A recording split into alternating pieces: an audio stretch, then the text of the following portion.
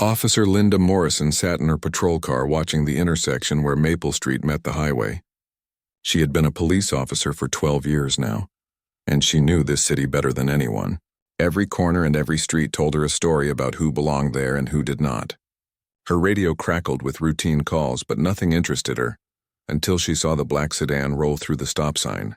It was not a complete stop, and that was enough. But what really caught her attention was the car itself. It was expensive and sleek, and it did not belong in this neighborhood. She flipped on her lights and pulled out behind it. The sedan pulled over immediately, and Linda felt that familiar tightness in her chest. She radioed in the stop and checked the license plate. Nothing came back as stolen, but that did not mean anything. She approached the driver's window with her hand resting near her weapon. Her training told her to be cautious, but something else told her to be suspicious. The window rolled down, and she saw a black man in his 40s wearing an expensive suit. His hands were on the steering wheel at 10 and 2, exactly where they should be. He looked tired but calm. Linda leaned down and looked into the car. Everything was clean and organized. Too organized, maybe. She asked for his license and registration, and her voice came out harder than she intended. The man reached slowly for his glove compartment and pulled out the documents. His name was Marcus Johnson, according to the license. She studied his face and then looked back at the car. Something did not add up in her mind. How could someone like him afford a car like this? She asked him where he was going, and he said he was just passing through the city. His voice was steady and respectful, but she heard something else underneath it. Weariness, maybe, or resignation. She took the documents back to her car and ran his information. Everything came back clean. No warrants and no prior arrests. His record was completely empty. That bothered her more than if she had found something. In her experience, people who looked like him and drove cars like that always had something to hide. She sat in her car for a long time, making him wait. She could see him in her rearview mirror, still sitting perfectly still with his hands on the wheel. Finally, she got out and walked back to his window. Linda started writing citations, one for the rolling stop, one for a cracked taillight she claimed to see even though it looked fine, one for not having his insurance card readily available, even though he had shown it to her. Marcus took each citation without argument. He signed where she told him to sign and said thank you when she handed him his copies. That annoyed her even more. Why was he being so polite? Why was he not angry or defensive like most people were? She told him to be more careful about what neighborhoods he drove through. She said some areas were not safe for people who stood out. He looked at her, then really looked at her, and she saw something in his eyes that made her uncomfortable. Marcus Johnson drove away slowly and carefully. He glanced at the citations on his passenger seat and allowed himself a small, sad smile. He had known this would happen eventually. In all his years of traveling and all the places he had been, he still could not escape this one simple truth. Some people would always see his skin before they saw anything else. He touched the small device on his lapel. It looked like a regular pin, but it was actually the most advanced recording technology humanity had ever created. Every word and every moment of that traffic stop had been captured in perfect detail. He had not planned to come to Metro City for this reason. His visit was supposed to be about the future and about hope. But now he had a court date, and that changed things. Marcus was not just any citizen, and Linda Morrison had no idea who she had just pulled over. He was a decorated veteran of the Interstellar Defense Forces. He had saved hundreds of lives during the colony defense crisis 15 years ago. More importantly, he was the chief ambassador for Earth's First Contact Initiative.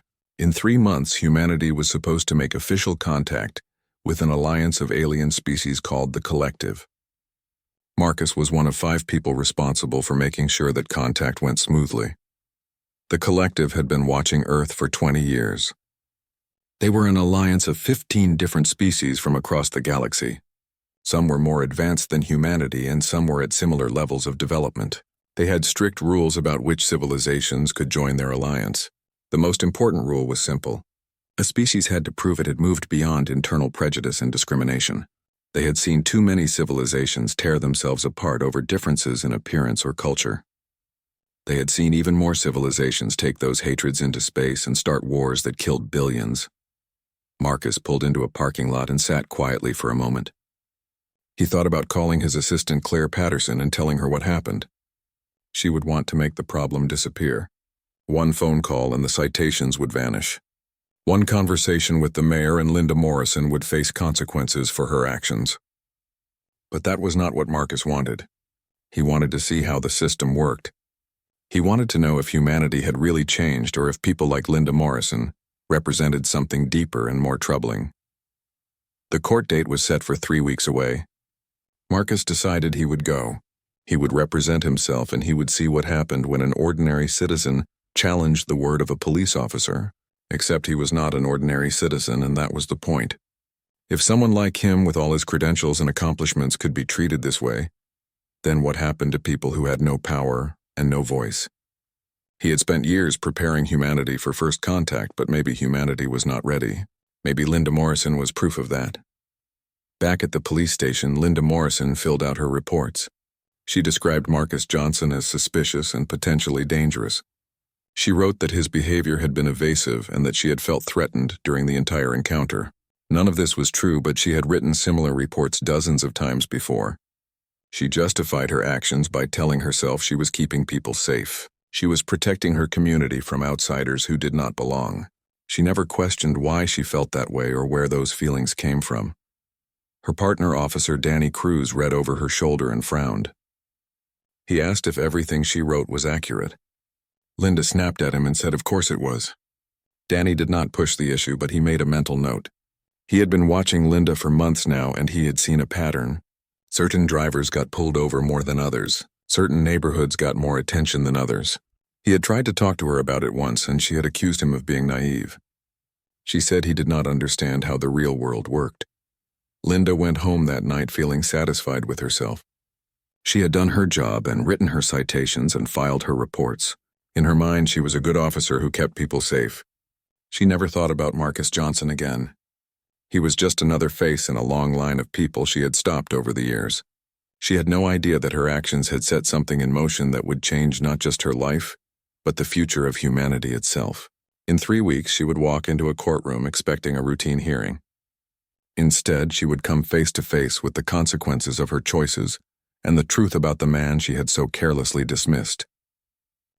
3 weeks passed quickly, and Linda Morrison barely thought about the traffic citation she had written. It was just one of many, and she had moved on to other stops and other reports. On the morning of the court date, she put on her dress uniform and checked her appearance in the mirror. She looked professional and confident. She had testified in court dozens of times, and she had never lost a case. Judges always believed police officers over regular citizens. That was just how the system worked. She arrived at the Metro City Courthouse early and reviewed her notes. The case was simple. Marcus Johnson had rolled through a stop sign, and she had issued citations for multiple violations. She had her report and her testimony, and that would be enough. She did not bother looking up any information about Marcus Johnson. In her mind, he was nobody important. Just another driver who had broken the law and tried to get out of a ticket. She sat in the hallway outside the courtroom and drank coffee from a paper cup. What Linda did not know was that Marcus Johnson had spent the last 3 weeks preparing very carefully. He had not prepared like a regular citizen fighting a traffic ticket. He had prepared like someone who understood that this moment was bigger than one court case. Marcus had called his assistant Claire Patterson the day after the traffic stop and told her what he wanted to do. Claire had argued with him for an hour. She said he should let it go and focus on the first contact preparations. She said one racist police officer was not worth his time. But Marcus had disagreed. He told Claire that this was exactly what the collective was worried about. How could humanity join a galactic community when humans still treated each other this way? How could they be trusted with alien visitors when they could not even trust their own neighbors? Claire had finally understood. This was not about winning a court case. This was about showing the collective whether humanity deserved a place among the stars. She agreed to help him, and together they had planned everything carefully. Claire had sent personal invitations to several important people. The mayor of Metro City received one. So did Police Chief Gregory Hamilton. The head of the Earth Defense Council got an invitation marked urgent. Most surprisingly, 3 members of the collective delegation currently visiting Earth in secret also received invitations. These aliens had been living among humans in disguise for the past month, conducting their final evaluation. Marcus wanted them to see this. He wanted them to see both the problem and hopefully the solution. The collective had very specific criteria for accepting new species into their alliance. Technology was important, but not as important as people thought. Plenty of advanced civilizations had destroyed themselves or become threats to others. What mattered more was character. Could a species overcome its worst impulses? Could it learn to value differences instead of fearing them? Could it build a society based on justice and equality rather than power and prejudice? Earth was close to meeting those criteria, but incidents like Linda Morrison's traffic stop raised serious doubts. Marcus sat in a conference room near the courthouse reviewing the recording from his lapel device. The technology was far beyond anything available to regular law enforcement. It captured not just video and audio but also environmental data and even emotional stress indicators. The footage showed clearly that he had not been driving erratically. It showed that he had been completely cooperative. Most damning of all, it showed Linda Morrison's hostility and her racial bias in every word and gesture. A human court might question the recording, but the technology was collective grade and completely impossible to fake. Claire knocked on the door and entered. She looked worried. She told Marcus that everyone had confirmed they would attend. The mayor was coming. The police chief was coming. The collective representatives were already in the courthouse disguised as regular observers. Everything was set. Marcus asked if she thought he was doing the right thing. Claire sat down and looked at him seriously. She said that humanity needed to face its flaws honestly. Hiding problems or making excuses would not help anyone. If the collective was going to reject Earth, then it should be for the right reasons, not because humanity had pretended to be something it was not. The courtroom began filling up, and Linda noticed that more people were arriving than usual for a simple traffic case. She saw some faces she recognized. The mayor was here, and that was strange. Police Chief Hamilton walked in looking very serious, and that made her nervous. There were also several people in expensive suits who looked like government officials or lawyers. She wondered if Marcus Johnson had hired a whole legal team. That would be pointless, though. No amount of lawyers could change what had happened. She had written her report, and she would stick to it. Judge Helen Cartwright entered, and everyone stood. She was a stern woman in her 60s who had been on the bench for 20 years. She had seen every kind of case and heard every kind of excuse. She called the court to order and announced the case of Metro City versus Marcus Johnson. As she opened the digital file on her computer, she paused. There was a sealed section marked with a security classification she had never seen before. It had codes and clearances that suggested federal involvement or maybe something even higher. She made a note to review it carefully. Linda was called to the stand first. She raised her right hand and swore to tell the truth. She sat down and smoothed her uniform. The prosecutor asked her to describe the traffic stop. Linda launched into her prepared testimony. She said Marcus Johnson had been driving erratically through a neighborhood. She said his behavior had been suspicious and evasive. She said she had felt threatened throughout the encounter. She described him as potentially dangerous and unwilling to cooperate. She made it sound like she had been protecting the public from a serious threat. The prosecutor thanked her and sat down. Judge Cartwright asked if Marcus Johnson had legal representation. Marcus stood up and said he would be representing himself. Several people in the courtroom murmured. The judge asked if he was sure about that decision. Marcus smiled and said he was very sure. He approached the witness stand carrying a small tablet device. He looked at Linda Morrison calmly and politely. He thanked her for her testimony and asked if she would mind if he showed the court some video evidence. Linda felt a small flutter of concern, but she nodded. What could he possibly have recorded? Marcus handed the tablet to the court technician and asked him to display it on the main screen. The technician connected the device, and suddenly the courtroom's large display showed crystal clear footage of the traffic stop. The quality was incredible. It showed multiple angles simultaneously, including views that should have been impossible from a single device. The audio was perfect and picked up every word both inside and outside the car. The courtroom fell silent as everyone watched. The video contradicted everything Linda had said. It showed Marcus driving normally and stopping completely at the stop sign. It showed him being immediately cooperative when pulled over. It showed his hands on the wheel and his calm, respectful responses to every question. Most importantly, it showed Linda's aggression and hostility from the very first moment. Her voice on the recording was harsh and accusatory. Her questions about the car and the neighborhood revealed her assumptions clearly. Her body language showed suspicion and contempt. There was no threat and no evasive behavior. There was only a black man being harassed by a police officer who had already decided he was guilty of something. Linda's face went pale as she watched herself on screen. She tried to maintain her composure, but her hands were shaking. When the video finished, Judge Cartwright looked at her with an expression Linda had never seen before. It was disappointment mixed with disgust. The prosecutor stood up and objected, claiming the video might be edited or manipulated. Marcus calmly asked the court technician to verify the authenticity of the recording. The technician examined the device carefully. He ran several tests and checked the metadata. Finally, he looked up at the judge and confirmed that the recording was genuine and completely unaltered.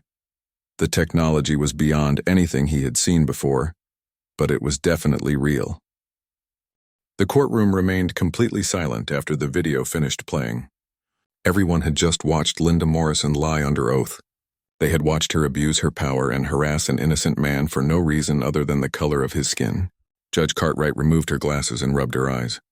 She had presided over thousands of cases, but this was different. This was not just about a traffic violation anymore. This was about everything wrong with the justice system laid bare for everyone to see. Marcus Johnson remained standing calmly near the witness stand. He looked at Linda Morrison without anger or hatred. His expression was sad more than anything else. He asked her a simple question. Did she believe that all citizens deserved equal treatment under the law regardless of their race or appearance? Linda opened her mouth to answer, but no words came out. How could she defend herself now? The video had destroyed every lie she had told. She finally managed to say that she treated everyone fairly. Her voice shook and nobody in the courtroom believed her. Marcus nodded as if he had expected that answer. He turned to Judge Cartwright and asked permission to provide some additional context about who he was and why this case mattered. The judge looked down at the sealed section in her digital file. She had a feeling she was about to learn something important. She granted permission. Marcus reached into his jacket pocket and pulled out a small leather credential case.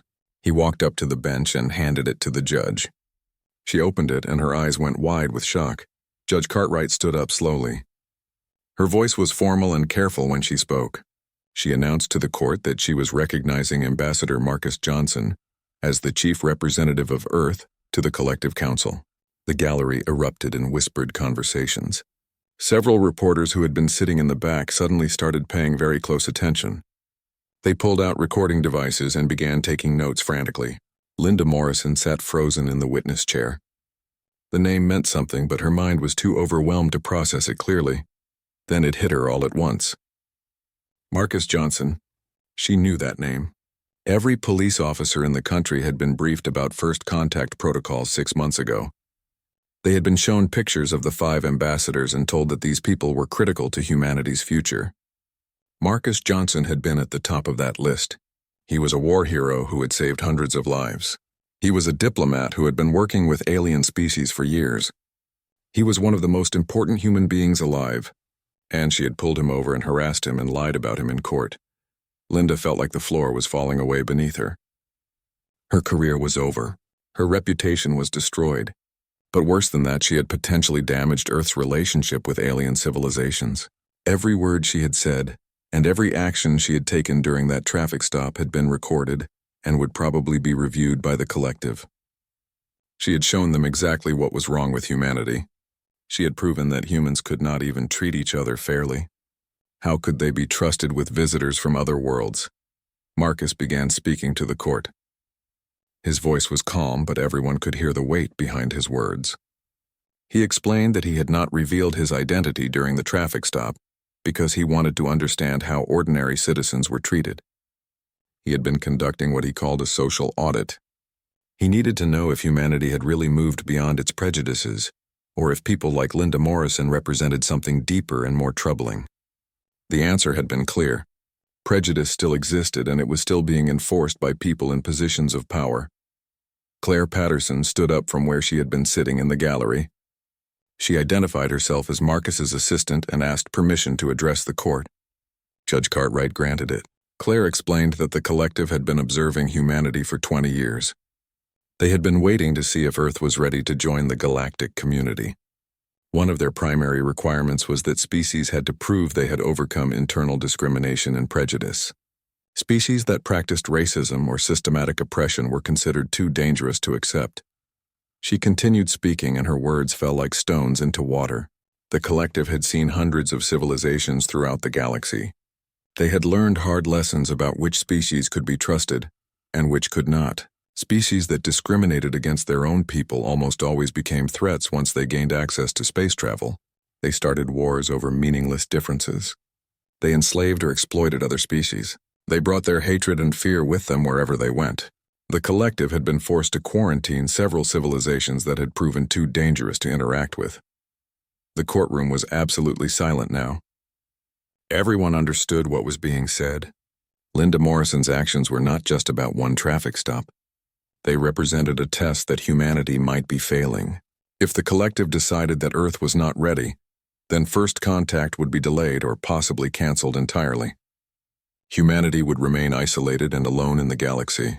All the potential benefits of joining the collective would be lost. Advanced technology and medical knowledge and cultural exchange and protection from hostile forces, all of it would disappear because of prejudice and hate. Marcus gestured toward several people sitting in the gallery. 3 individuals stood up at his signal. They looked human at first, but then something changed.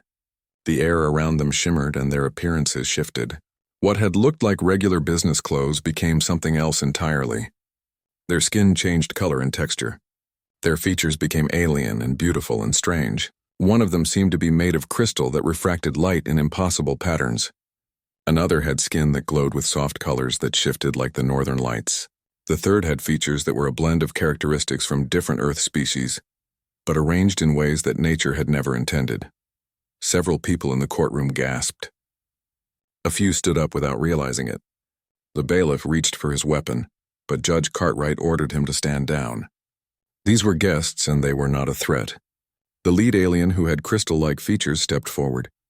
She spoke in perfect English with a voice that seemed to resonate in ways human voices did not. She introduced herself as Coordinator Valana of the Collective Council. She explained that she and her colleagues had been on Earth for the past month, conducting final assessments before first contact. Coordinator Valana's next words were measured and careful. She said the collective had hoped to find humanity ready for contact. Earth had made remarkable progress in many areas. The technology was impressive and the art and culture were beautiful. But incidents like this traffic stop gave them serious concerns. How could they trust humans to treat alien visitors with respect and dignity, when humans could not even treat each other that way? How could they believe that humanity had overcome its prejudices, when those prejudices were still being enforced by law enforcement and protected by the courts? She looked directly at Linda Morrison. Her eyes were not human, but they conveyed emotion clearly. Disappointment and sadness and something that might have been pity. She said that the collective had member species with skin colors that ranged across entire spectrums. Some had no skin at all. Some had features that humans might find frightening or disturbing. If a police officer could harass someone just for being black, then what would happen when truly alien beings walked Earth's streets? Would they be safe, or would they face the same prejudice and violence that humans inflicted on each other? Linda Morrison felt every eye in the courtroom on her. She was not just a police officer who had made a mistake anymore. She was a symbol of everything wrong with humanity. She was the reason Earth might be rejected by the galactic community. She was the person who had shown aliens that humans were not ready to join the stars. Her hands gripped the arms of the witness chair so hard her knuckles turned white. She wanted to run or disappear or wake up from this nightmare, but she could not move, and this was real, and everyone was watching her fail. Judge Cartwright called a brief recess, and everyone in the courtroom seemed to exhale at once. People started talking immediately, and the noise level rose to a dull roar. Linda Morrison remained in the witness chair, unable to move. A bailiff finally came and told her she could step down. She walked back to her seat on shaking legs. Police Chief Gregory Hamilton was sitting in the gallery, and when Linda looked at him, his expression told her everything she needed to know. Her career was over, and he was furious. Chief Hamilton had been briefed about Marcus Johnson's identity an hour before court started. A federal agent had called him and told him that one of his officers had harassed Earth's chief ambassador to the collective. The agent had been very clear about what this meant. The officer would face consequences, and the department would cooperate fully with any investigation. Hamilton had wanted to pull Linda from the courtroom immediately, but the agent told him to let it play out. The collective representatives wanted to see how the justice system handled this situation. In a small room behind the courtroom, Marcus Johnson sat with Coordinator Villana and her 2 colleagues. The other collective representatives had shifted back into their human disguises, but Villana remained in her true form. Her crystalline features caught the light and scattered it in beautiful patterns across the walls. She asked Marcus what he hoped to accomplish here. He told her honestly that he did not know. He said he had been angry at first, but now he just felt tired and sad. Tired of fighting the same battles over and over, sad that humanity still had so far to go. Villana touched his shoulder with a hand that looked like it was made of living diamond. She told him that the collective council was meeting tomorrow to make their final decision about Earth. This incident had confirmed many of their worst fears. Prejudice was not just a personal failing among humans. It was built into systems and institutions. It was enforced by people with power and protected by people who should know better. How could they trust humanity to change when the change needed to be so deep and so complete? Marcus asked her what she would recommend to the council. Villana was quiet for a long time. Finally, she said that she had seen both the worst and the best of humanity during her time on Earth. She had seen cruelty and kindness. She had seen people who clung to hate and people who fought for justice. The question was, which group represented humanity's future? Were humans capable of growth, or were they stuck in patterns that would make them dangerous to the galaxy? She said she honestly did not know the answer. When court resumed, Judge Cartwright looked different somehow. She had spent the recess reading everything she could find about the First Contact Initiative and the collective. She understood now that this case was about more than traffic violations. It was about humanity's place in the universe. She looked at Linda Morrison sitting alone and miserable at the defense table. She looked at Marcus Johnson, calm and dignified despite everything.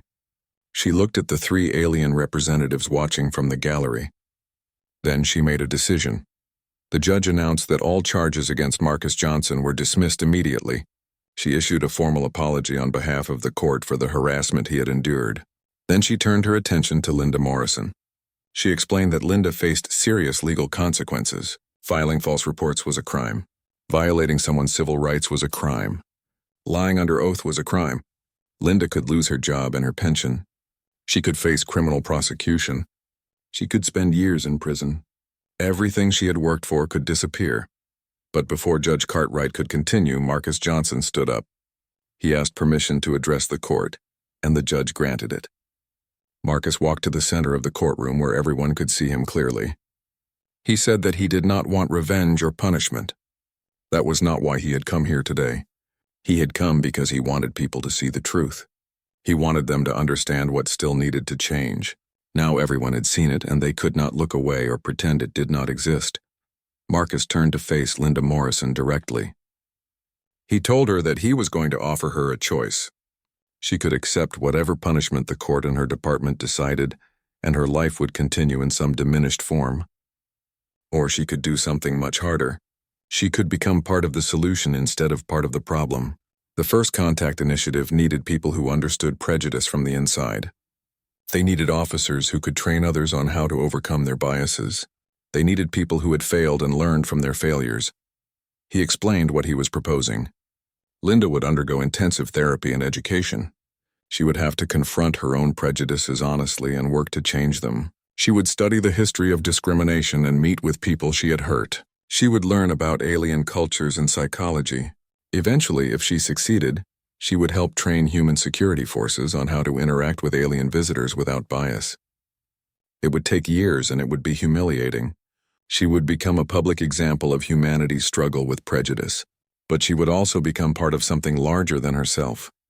Linda looked at Marcus with tears streaming down her face. She could not understand why he was offering her this. She had treated him terribly. She had lied about him and tried to use the system to punish him for existing. Why would he give her a chance at redemption? Marcus seemed to read her thoughts. He said that the collective had taught him something important. Every species and every individual had the capacity for both good and evil. What mattered was which path they chose when given the opportunity. Coordinator Villana stood up from her seat in the gallery. Her voice filled the courtroom with that strange resonance that made everyone pay attention. She said that the collective had studied hundreds of civilizations, and they had learned that punishment alone never created lasting change. What created change was when people chose to grow and learn from their mistakes. If Officer Morrison was willing to do that difficult work, then perhaps she could represent something important. Perhaps she could show that humanity was capable of the growth the collective needed to see. Judge Cartwright listened to all of this carefully. She understood what Marcus was trying to do. He was not just offering Linda a second chance. He was creating a test case for humanity itself. If someone like Linda Morrison could change and grow, then maybe there was hope for the whole species. The judge announced that she would suspend sentencing for 24 hours. Linda would have until tomorrow morning to decide what path she wanted to take. She could accept conventional punishment, or she could accept Marcus's offer. Either way, there would be consequences, but the nature of those consequences would be very different.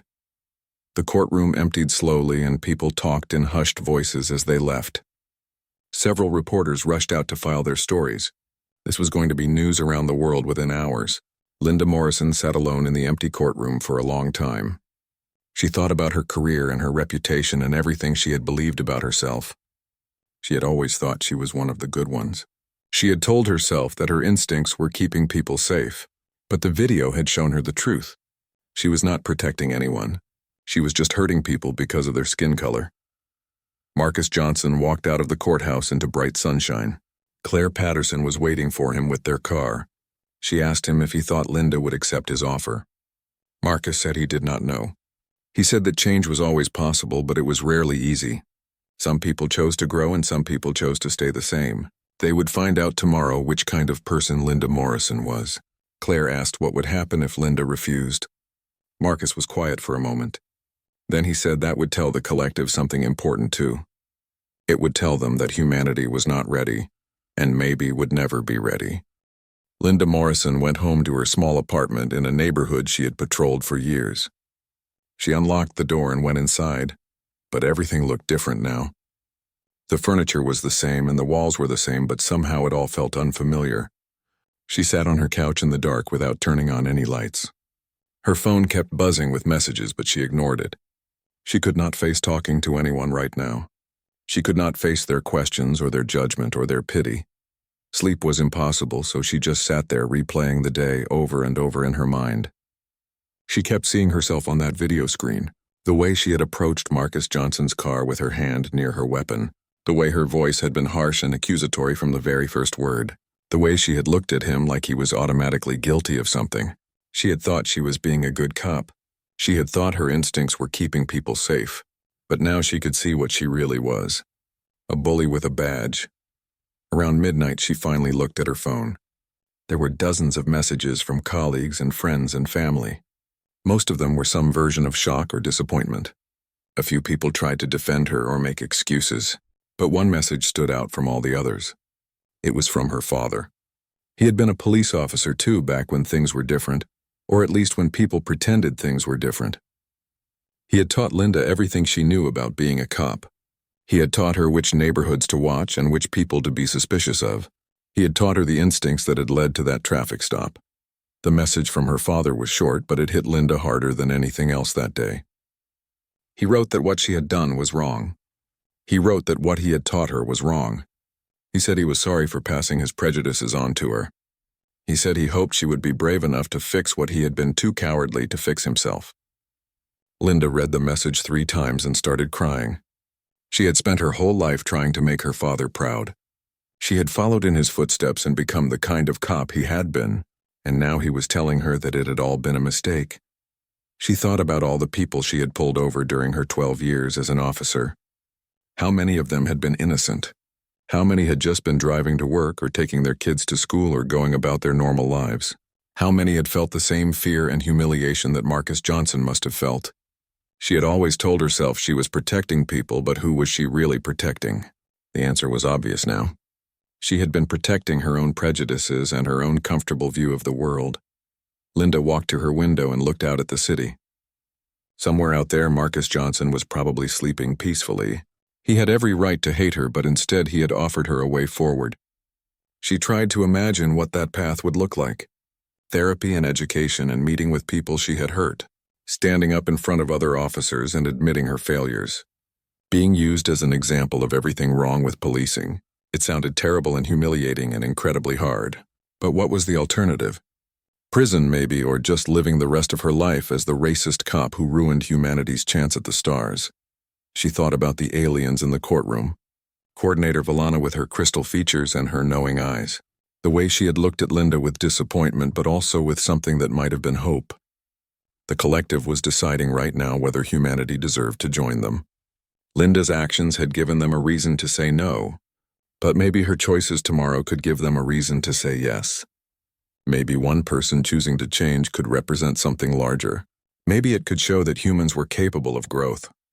As the sun started to rise, Linda made her decision. She showered and put on civilian clothes instead of her uniform. She did not deserve to wear that uniform anymore. She left her apartment early and drove to the courthouse. She arrived before anyone else and sat on the steps watching the city wake up. She saw people going to work and living their normal lives. They had no idea that today might determine humanity's future. They did not know that alien representatives were deciding whether Earth was worthy of joining the galactic community. Marcus Johnson arrived around 8 in the morning. He saw Linda sitting on the steps and walked over to her. He asked if she had made her decision. Linda nodded and stood up. She looked him in the eye even though it was hard. She told him she wanted to accept his offer. She said she did not know if she could change. She said she did not deserve a second chance. But she wanted to try because if someone like her could not change, then maybe humanity really was not ready for what was out there among the stars. Marcus studied her face for a long moment. He was looking for something and Linda did not know if he found it. Finally, he nodded. He told her that change was always possible, but it was never easy. He asked if she understood how difficult this path would be. She would have to confront the ugliest parts of herself. She would have to admit that everything she thought she knew about being a good officer was wrong. She would have to face the people she had hurt and hear their stories. She would become a public symbol of humanity's failures and its potential for growth. Linda said she understood. She said this was not about learning new procedures or attending some sensitivity training. This was about tearing down everything she had built her identity on and rebuilding it from the foundation up. Marcus seemed satisfied with that answer. He told her they would start today. There would be no delay and no time to change her mind. She would resign from the police force immediately. She would begin therapy and education. She would meet with civil rights leaders and victims of police violence. Every step would be documented and studied, because her journey would become a teaching tool for others. They walked into the courthouse together, and Linda felt like she was walking toward either salvation or destruction. Maybe both. Judge Cartwright was already in her chambers waiting. Marcus knocked and they entered. The judge looked at Linda carefully, trying to read her expression. Linda did not wait for questions. She said she was accepting Ambassador Johnson's offer. She was resigning from the Metro City Police Department effective immediately. She was volunteering for the First Contact Initiative's rehabilitation and training program. Judge Cartwright listened and then explained the formal terms. Linda would receive a suspended sentence of 5 years supervised community service. She would work full-time with the First Contact Initiative. If she completed the program successfully, the criminal charges would be dismissed. If she failed or quit, then she would face the full legal consequences of her actions. The judge asked one more time if Linda was sure about this decision. Linda said yes, even though her voice shook. She was sure because she had to be sure. There was no other path forward that made any sense. Police Chief Hamilton was waiting outside the judge's chambers. Linda had to face him next, and that was almost as hard as everything else. She handed him her badge and her weapon. He took them without saying anything for a long time. Finally, he told her that he was disappointed, but he understood what she was trying to do. He said the department would cooperate fully with her rehabilitation. He also said he hoped she succeeded because if she did, it might help change the entire system. He said too many officers had the same prejudices Linda had. Most of them just never got caught on video. Claire Patterson met them in the hallway and handed Linda a folder. Inside were schedules and reading lists and contact information. Her first therapy session was this afternoon. Her first meeting with civil rights leaders was tomorrow. Her first class on alien cultures and psychology was next week. The work was starting immediately and it would not stop for years. Linda looked at the schedule and felt overwhelmed. How was she supposed to do all of this? How was she supposed to change so completely when she had spent her whole life becoming who she was? The first month was the hardest time of Linda Morrison's life. She moved into a small apartment near the First Contact Initiative headquarters because her old apartment held too many memories of who she used to be. Every morning she woke up and for a moment she forgot what had happened. Then reality crashed back and she remembered that her old life was gone. She was not Officer Morrison anymore. She was just Linda, and she was trying to figure out who Linda was supposed to be. The therapy sessions were brutal. Her therapist was a woman named Dr. Sarah Kim, who specialized in helping people overcome deep prejudices. Dr. Kim did not let Linda make excuses or hide behind comfortable lies. She made Linda talk about her childhood and her father, and all the messages she had absorbed about who was dangerous and who was safe. She made Linda examine every traffic stop she could remember, and identify the patterns in who she pulled over and how she treated them. The patterns were obvious once Linda stopped lying to herself. Linda had to watch the video of her traffic stop with Marcus Johnson dozens of times. Each time Dr. Kim made her identify specific moments where her prejudice showed. The way Linda's body language changed when she saw Marcus's face, the way her tone became aggressive before Marcus had done anything wrong, the assumptions she made about the car and the neighborhood. Linda hated watching herself, but Dr. Kim said that was the point. She said Linda needed to see herself clearly without any filters or justifications. Only then could she begin to change. The educational part was just as difficult. Linda had to read books and watch documentaries about the history of racism in America. She learned about lynchings and segregation and the war on drugs and mass incarceration. She learned how the criminal justice system had been used as a tool of oppression for centuries. She learned that her actions were not individual failures but part of a much larger pattern. That knowledge did not make her feel better. It made her feel worse because it meant the problem was bigger and deeper than she had imagined. But the worst part was meeting with people she had hurt. The First Contact Initiative had contacted individuals who filed complaints about Linda over the years. Some agreed to meet with her and some did not. Linda did not blame the ones who refused. Why should they help her feel better about herself? The ones who did agree to meet were incredibly brave. They sat across from Linda and told her their stories. They described the fear and humiliation they felt during traffic stops.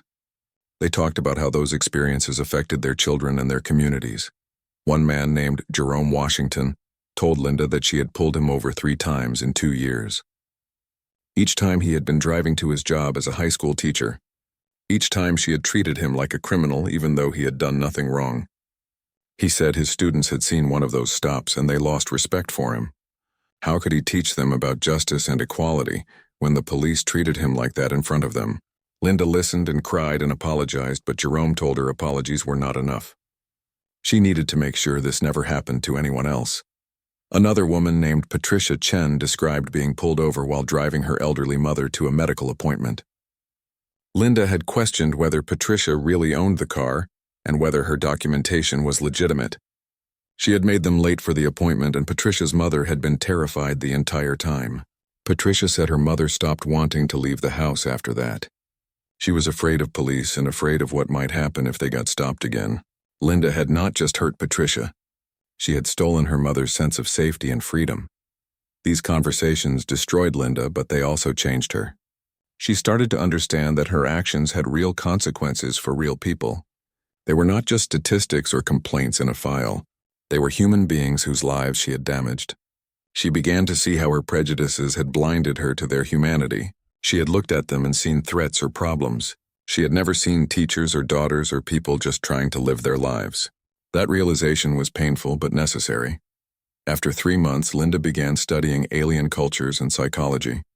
This was preparation for her eventual role training other officers. The First Contact Initiative brought in experts who had been working with the collective for years. They taught Linda about the 15 species in the Alliance. Some were humanoid and some were completely different. Some communicated with words and some used colors or chemicals or mathematics. Some had concepts of family and property that humans would recognize. Others had social structures that were completely alien. What surprised Linda most was learning that many alien species had their own histories of prejudice and discrimination. The collective was not made up of perfect beings. They were people who had struggled with the same problems humanity faced. The difference was they had chosen to overcome those problems. They had decided that judging others by appearance or background was not just wrong but foolish. Some of the greatest scientists in the collective belonged to species that looked frightening. Some of the most compassionate healers came from species that seemed cold and mechanical. 6 months into her training, Linda had her first direct contact with an alien. It was a controlled meeting in a simulation room designed to look like an Earth office. The alien was from a species called the Verith. They resembled large insects with compound eyes and multiple limbs. Linda felt her old instincts kick in immediately. Fear and revulsion and the urge to reach for a weapon she no longer carried. But she had learned techniques to recognize those feelings. She took a breath and reminded herself that fear was just a feeling. It did not have to control her actions. The Verith's name was something Linda could not pronounce, so she called them K like they suggested. K spoke perfect English through a translation device. They told Linda they were a doctor who specialized in treating species with different biologies. They asked Linda about her training and her goals. Linda was honest. She said she was trying to overcome prejudices that had controlled her whole life. She said she was afraid of failing. Kay made a sound that the translator interpreted as sympathetic laughter. They said fear of failure was universal. Every species experienced it and every individual had to work through it. Kay told Linda something that stayed with her. They said the Verith had almost destroyed themselves in a civil war based on physical differences. Some Verith had different coloring on their exoskeletons, and that tiny difference had been enough to justify centuries of hatred and violence. Millions died before the Verith finally realized how stupid they were being. The color of someone's exoskeleton had nothing to do with their worth as a person. The same was true for humans and skin color. These were just physical traits that meant nothing about character or capability. After that meeting, Linda felt something shift inside her. Talking to Kay had made the aliens real in a way that studying them had not. Kay was not a concept or a case study. They were a person with hopes and fears and a job they cared about. They had survived prejudice from their own species and chosen to become a healer. If they could overcome that much hatred, then maybe Linda could overcome hers. It would not be easy and it would not be quick, but it was possible. That possibility was enough to keep her going. Marcus Johnson checked in on Linda's progress regularly. He read the reports from her therapist and her teachers. He watched recordings of her meetings with the people she had hurt. He saw her struggle and fail and get back up and try again. After 6 months, he visited her personally. He asked how she was doing, and Linda was honest. She said some days she felt like she was making progress. Other days she felt like she would never change. Marcus told her that was normal. Change was not a straight line. It was messy and difficult and full of setbacks. 1 year after the courtroom incident, Linda Morrison stood in a training facility deep inside the First Contact Initiative headquarters. The building itself was incredible. It combined human architecture with alien designs in ways that seemed to defy normal physics. Walls curved in directions that made no geometric sense. Gravity seemed to work differently in different rooms. The lighting came from sources Linda could not identify. She had learned that this building was a gift from the collective. It was designed to help humans prepare for working with alien species. Linda was now part of a training class for first contact officers. There were 30 people in her group from countries all over Earth. Some were former military and some were diplomats. A few were scientists or engineers. Linda was the only one who used to be a police officer.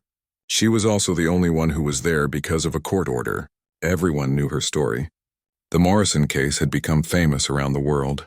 Some people in her class treated her with suspicion. Others treated her with respect for having the courage to change. Linda tried not to care either way. She just focused on the work. Today was a major test. Linda and her classmates would participate in first contact simulations. These were incredibly realistic scenarios using advanced technology. The simulations would present them with alien species in challenging situations. Their responses would be evaluated by both human instructors and collective representatives. This was not just about following procedures. It was about demonstrating that they had truly overcome their biases and could treat alien beings with respect and dignity, regardless of how different they looked. Linda entered the simulation chamber and the door sealed behind her. The room transformed around her into what looked like a spaceport waiting area. 3 beings entered through a doorway. One looked like a giant mantis with 4 arms and eyes that seemed to look in every direction at once. Another appeared to be made of living metal that flowed and reformed constantly. The third was a gaseous creature contained in a transparent suit. All of them were designed to trigger fear responses in humans. That was the point of the test. Linda felt her old instincts immediately. Her heart rate increased and her muscles tensed. Every part of her brain that had been trained to see danger was screaming at her. These beings looked threatening and alien and wrong. But Linda had spent a year learning to recognize those feelings and override them. She took a slow breath and centered herself. Fear was information, not instruction. She could feel afraid and still choose to act with respect and openness. She approached the beings and greeted them in their own languages, which she had studied. The simulation presented a complex diplomatic scenario. The three aliens were visitors who needed help navigating human customs and laws. One of them had accidentally violated a regulation and was concerned about being punished. Linda had to help resolve the situation while respecting both human rules and alien cultural norms. She asked questions and listened carefully. She explained the human perspective but also acknowledged when human laws might not make sense from an alien viewpoint. She found creative solutions that satisfied everyone. When the simulation ended, the room returned to normal and the door opened. Marcus Johnson was standing outside with two collective representatives. Linda had no idea they had been watching. Marcus looked pleased but not surprised. He told Linda she had passed. Her performance had been excellent. She had remained calm and respectful throughout. She had overcome her initial fear response and engaged with the aliens as equals. Most importantly, she had found solutions that honored both human and alien perspectives. That kind of cultural sensitivity was exactly what first contact officers needed. But Marcus was not finished. He said passing a simulation was not the same as changing who she was at her core. Simulations were controlled and Linda knew they were not real. The true test would come when she was tired or stressed or caught off guard. The true test would be whether she could maintain these new patterns of thinking when everything in her wanted to revert to old habits. He asked Linda if she understood that her work was not done. She would spend the rest of her life fighting against her conditioning. Some days would be easier than others, but the fight would never completely end. Linda said she understood. She told Marcus that she thought about her progress every single day. She was not cured and she was not fixed. She was just someone who was trying to be better than she had been yesterday. Some days she succeeded and some days she failed. But she kept trying because that was all anyone could do. She had learned that growth was not about reaching some final destination. It was about choosing over and over again to be the person she wanted to be, rather than the person her conditioning told her to be. Marcus nodded with approval. He reached into his jacket and pulled out a badge. It was not a police badge, but a first contact officer credential. He told Linda that she would be assigned to Earth's first official contact team. In 6 months, the collective was going to make their public announcement. First contact would become official, and alien ambassadors would visit Earth openly. Linda would be one of the officers responsible for ensuring that humans and aliens could interact safely and respectfully. The person she had been a year ago would have been a disaster in that role.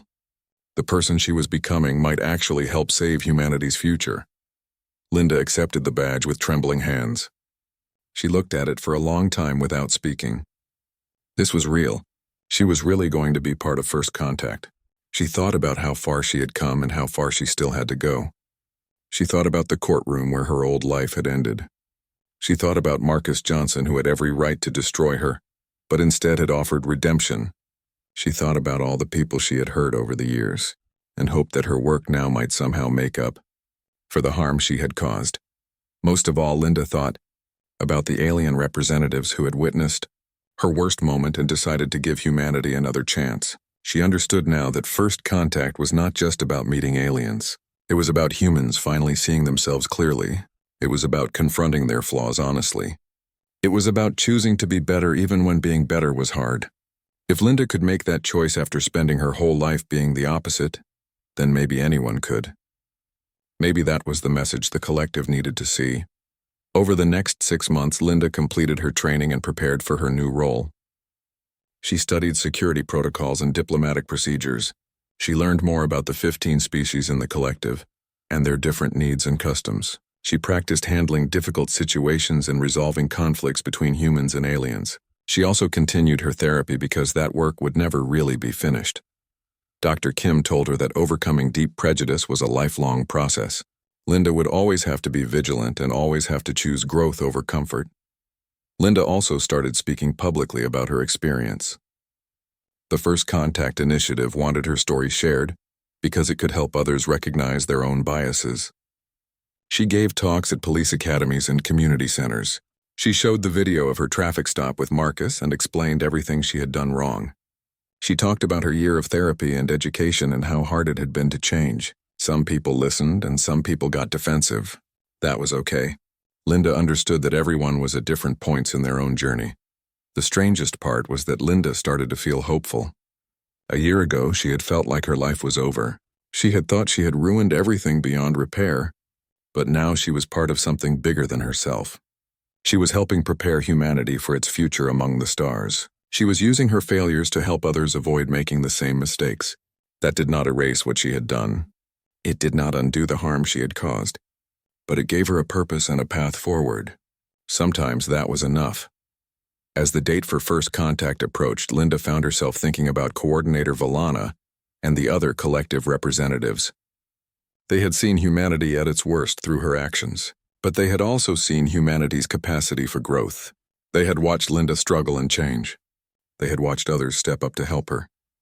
They had seen that humans could acknowledge their flaws and work to overcome them. Linda hoped that was enough. She hoped the collective would decide that humanity deserved a chance even if humanity was not perfect. The day of First Contact arrived with news coverage on every channel and billions of people watching from around the world. Linda Morrison stood in her First Contact officer uniform, checking her equipment one final time. The uniform was sharp and professional, with patches indicating Earth and the collective. She wore it with pride, but also with humility. She had earned this position through hard work and growth, but she would never forget why she needed to earn it in the first place. Her badge was clipped to her chest and her credentials were in her pocket. She was ready. The ceremony was taking place at the First Contact Initiative headquarters in a massive hall designed specifically for this purpose. The architecture blended human and alien styles, creating a space that belonged to everyone and no one. Dignitaries from every nation were present. Leaders and scientists and artists and regular citizens chosen by lottery. Everyone wanted to witness this moment. Humanity was officially joining the galactic community. Earth was no longer alone among the stars. Linda was part of the security team positioned around the hall. Her job was to ensure that both humans and aliens felt safe during the ceremony. She watched the crowd carefully, looking for anything unusual or concerning. But she also reminded herself not to let her vigilance turn into suspicion. There was a difference between being alert and being prejudiced. She had learned that difference the hard way. She noticed other officers on her team and recognized some of them from her training. They all had their own stories and their own reasons for being here. The ceremony began with speeches from human representatives. The Secretary General of the United Nations welcomed the collective and talked about humanity's long journey to this moment. Scientists explained how First Contact would change everything, from technology to medicine to philosophy. Artists shared their hopes for cultural exchange. Children read poems about friendship and discovery. Everyone spoke about the future with hope and excitement. But Linda noticed that several speakers also acknowledged humanity's flaws and failures. They did not pretend Earth was perfect. They admitted humans still had work to do. Then it was time for the collective representatives to speak. Coordinator Valana approached the podium in her true form. Her crystalline features caught the light and scattered it across the hall in beautiful patterns. The crowd gasped and murmured, but the sound was appreciation, not fear. Valana began speaking in a voice that resonated in ways human voices could not. She thanked Earth for their hospitality and their openness. She talked about the collective's long observation of humanity and their careful evaluation. Valana did not hide the truth.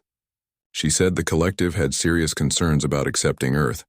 Humanity had a long history of violence and discrimination. Wars had been fought over religion and resources and ideology.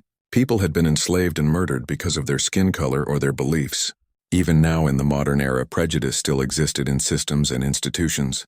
The collective had seen all of this, and they had debated long and hard about whether humanity was ready. Then Valana did something unexpected. She asked Linda Morrison to join her at the podium. Linda felt her heart skip. This was not part of the planned program. She looked at Marcus Johnson, who nodded encouragingly. Linda walked to the front of the hall, aware that billions of people were watching. She stood next to Valana, feeling small and human next to the alien's crystal beauty. Valana turned to address the crowd again. She said she wanted to talk about why the collective had ultimately decided to accept Earth's application. Valana explained that the collective had witnessed something during their evaluation that gave them hope. She described the Morrison case and how one police officer's prejudice had been exposed. She talked about how Linda could have been punished and forgotten. Instead, she had been offered a chance to change, and she had taken it. That choice represented something important. It showed that humans were capable of growth even when growth was difficult. It showed that humanity could face its flaws honestly and work to overcome them. Valana said that every species in the collective had its own history of prejudice and violence. The Verith had fought civil wars over exoskeleton colors. The Krell had practiced genetic discrimination for centuries. The Tanari had enslaved their own people based on birth location. No species was perfect, and no species had easy answers. What mattered was the willingness to change. What mattered was choosing growth over comfort. What mattered was building systems that valued individuals for their character, rather than their appearance. She looked at Linda directly and spoke to her as much as to the crowd. She said that Linda's journey over the past year had convinced many skeptical collective members that humanity deserved a chance. Linda had not magically become perfect. She still struggled with her conditioning and probably always would, but she chose every day to be better than she was. That choice was what the collective valued most. They were not looking for perfect species. They were looking for species that understood their imperfections and worked to overcome them. Valana concluded by officially welcoming humanity to the collective. The crowd erupted in applause and cheers. Music played and people embraced. Alien ambassadors entered the hall, and for the first time humans and aliens mixed openly as equals. Linda watched it all through tears. She had never imagined that her worst failure could somehow contribute to humanity's greatest achievement. She had never thought that her journey could represent something larger than herself. But here she was, standing at the center of history. Marcus Johnson found Linda in the crowd after the ceremony. He extended his hand and she shook it firmly. He told her he was proud of her, and she almost started crying again. Marcus said he had known from the beginning that she had the capacity to change. That was why he had offered her the opportunity. He said the hardest thing about fighting prejudice was that it required people to admit they were wrong. Most people could not do that. Their egos were too fragile, and their identities too tied to being right. Linda had been brave enough to admit her failures, and that bravery had helped save humanity's future. Over the following weeks and months, Linda worked alongside alien visitors as part of the First Contact security team. She helped them navigate Earth's customs and laws. She mediated disputes between humans and aliens. She trained other officers on how to interact with different species without prejudice. The work was challenging and rewarding. Every day brought new situations and new opportunities to prove that humanity could treat others with respect and dignity, regardless of how different they looked. Linda also became a speaker and educator, traveling around Earth to talk about prejudice and growth. She showed the video of her traffic stop with Marcus to police academies and community groups. She shared her story of therapy and education and change. She answered hard questions honestly without making excuses. Some people thanked her and some people criticized her. She accepted both responses because she understood that her story made people uncomfortable. It forced them to examine their own biases, and that was never easy. One day, Linda received a message from Jerome Washington, the teacher she had pulled over 3 times. He asked to meet with her. Linda was nervous but agreed. They met at a coffee shop, and Jerome told her that he had been following her progress. He said he wanted her to know that he forgave her. Not because she deserved forgiveness, but because holding on to anger was hurting him more than it hurt her. He also said he was impressed by the work she was doing. He asked if she would be willing to speak to his students about prejudice and justice. Linda visited Jerome's high school and talked to his students. They asked tough questions, and she gave honest answers. She told them about her failures and her journey. She explained how prejudice was learned and how it could be unlearned.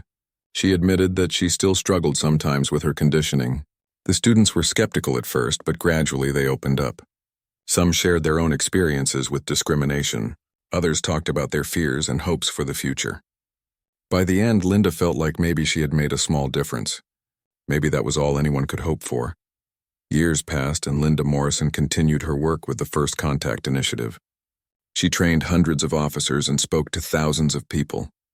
She helped establish protocols for human-alien interactions. She mediated conflicts and solved problems and proved every day that change was possible. She never forgot the traffic stop that had changed her life.